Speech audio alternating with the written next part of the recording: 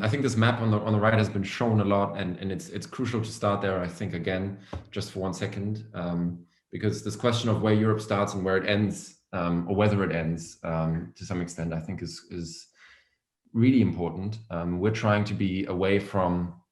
We have sort of topic-wise, we have a bias towards the EU, I would say, but we are trying to get more and more out of the European Union, and especially now with publishers from Ukraine joining, I think we're slowly trying to get there, baby steps, bonsai steps, but we are getting there. And I think it's a crucial point to know what you think Europe means when you're doing European media. Starting here, language of Europe is translation, and I think this is a very critical point for us. And Natalie absolutely rightly mentioned the very vast majority of European, 60% I think is on average. So it is a majority, not a huge majority of Europeans who do speak English. The question is a bit, for me, and this is completely open to discussion, whether those 60%, all of them enjoy reading media and news in these languages, or whether when it comes to the sort of long read, they end up preferring their own language. And I think both are not, both can be complementary. So, but I think this question of language is crucial and is very interesting. Jakub, and you asked me to look at the three, sort of at the boundaries, at the hurdles that we've looked at in Europe. And I think taking very nicely from what you said, Natalie, is for me there are three key boundaries and for sort of this European media, and there are many more, but I think these three are worth discussing in more detail. One is that Europeans overall seem to be caring about a lot of things, and not all of those things overlap, which is fine, but it obviously makes common discussions a bit harder. The second is sort of the different languages. We're talking about 23 different languages. Timothy Garton-Ash talked about, Europe's problem not being Brussels, but Europe's problem being 23 languages. By now there are far more languages that we would count in here. And then also different media preferences. This goes from willingness to pay. I mean, if you look at the Reuters reports of the last 10 years, some countries have a much broader population that actually pays for media. Turkey, for example, is a country with a very high ratio of almost 40% of citizens willing to pay for news media, whereas if you go to Germany, it's 7-8%, and then there are some countries that are even lower. It also comes to habits, right? How do you consume? Arte is TV, so is Euronews. Do you go to print media like the European did? Do you go to video content? What's the format? How do you approach? How do you create something that really cuts across all these different problems? I do think, and again, taking this from Natalie, there is positive vibes in right now. There are pointers that things are changing a bit. And I think if we look at what we're seeing now is that there are topics that suddenly interests are bundling around, or that discussions are bundling around, and not necessarily always in a positive way, but COVID, climate, and migration, for example. There's a study that's cited here that I haven't put on the slide, but I can happily share later, on what topics Europeans care. And there seems to be convergence around some topics that would have the potential to attract pan-European readership. So that's the first thing. The second thing is, when we're talking about languages, we're seeing now with AI that approximately 60% of translation work, that's the figures that we have so far. It could even be more, depends on the language matches. There's always a question of the short English to German or French to Spanish translation versus Greek to German, for example, right? There's a big margin there, and also the style is a huge question. But 60% of the work can be done by translation by AI, and so that's one step forward. Plus, of course, what you said about a large growing majority of Europeans speaking English. And then there's a third thing that comes with. So this is the question whether it stays with the pandemic, a growing willingness to pay for media. So the Reuters report of this year that mentioned the rise of subscription models, and it's sort of it ended on the note that there seems to be an awareness that journalistic contents have a value that should be paid for, or that can be paid for to some extent. It seems so natural for us to pay for Netflix and Spotify, but completely out of the picture to get a newspaper subscription because there seem to be so many. Where do you even start? So people end up not doing it. All right, I think staying with these three things, what do you do about the three topics? So coming back here to how do you create content, or in our case, collect content around topics that actually matter for all of Europe. And that's why we have a newsroom that's pan-European. We have now 8 or 9 nations represented on our curation team. We have a daily call. We try and select content that really strikes across interests. And I have to say that sometimes I, as a sort of Berlin citizen, and okay, maybe I've lived in the UK, but I realized that some topics I simply don't care at all about, or hadn't cared about, interest a lot of Europe.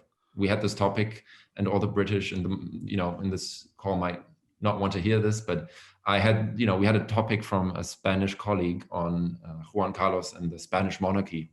And I thought, well, that's, interesting for some Spanish monarchists maybe, but does it really matter? The future of monarchy seems like, Jaak was laughing. It really seems like outdated. And then my colleagues from the UK were like, what are you talking about? This is a crucial question for Europe. How do we continue with monarchy? And suddenly you realize there are topics that interest much more people than you think, because this comes back to the sort of bubble and being in Berlin and being in your little area. You kind of oversee a lot of what really interests people across this continent. And so that's one suggestion. I'm just putting out suggestion as a lightning pitch here. You guys probably will unpick everything, but the second, we put it up on our front page from the different publishers. The second is what I just said, the AI augmented translation. We built a content management system that allows us to do automated translations, which cuts about 60% of the workload and makes us more efficient. There we can discuss, and as I know that there are some people who definitely doubt why you would build your own CMS, and I am not wholly unsympathetic to that question, because we are fighting, of course, with a lot of tech questions that come with it. But the idea was to build something that would allow us to really hone in on this, on the translation, the work that AI does for us.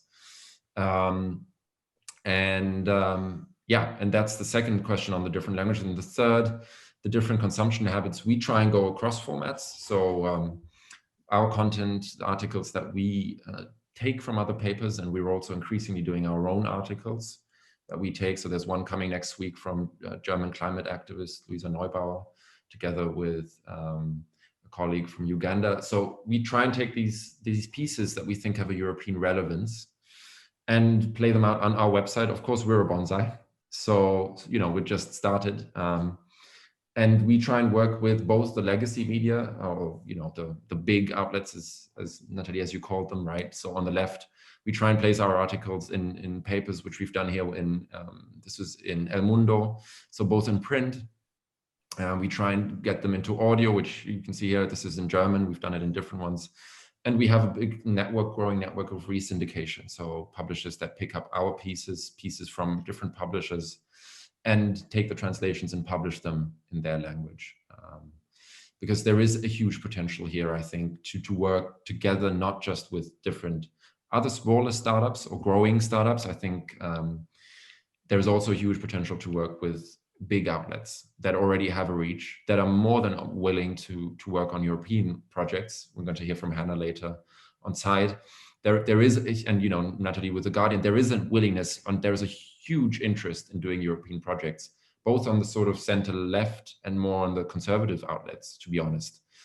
Because I think this is often overlooked, the fact, we build a network of syndication publishers in Europe, and the real first ones to join were Frankfurter Allgemeine, more conservative outlet, Diário de Noticias, more conservative Portuguese publisher, and others, Rzeczpospolita in Poland, who's also more conservative. So it's not, I think we need to also understand that this is not just an interest for the sort of liberal, pro-Europe, pro-EU, maybe even bubble, but there is a wider willingness that's something, and this is, I'll end it.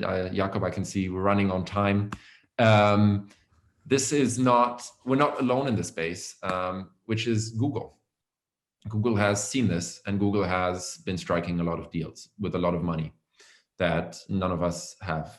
So this is, you know, the sort of, I don't know, the Californian big oak in our park. There is a huge wave of money and funding coming in from Google, and this is not just the Google News Initiative. This is Google News Showcase, which is trying to do something that is not too far from aggregators of different sorts, accumulate content from across Europe. And what is very worrying, to be 100% honest with you, and I think this is not just worrying from my personal perspective of Forum, but it is worrying as a European, is that some of these deals are exclusive deals, which prevent some of these publishers, some of them listed here, from actually syndicating content to other initiatives, creating a monopoly on syndication in some cases. And this is a concern to me, and I think it should be one to all of us, but it shows that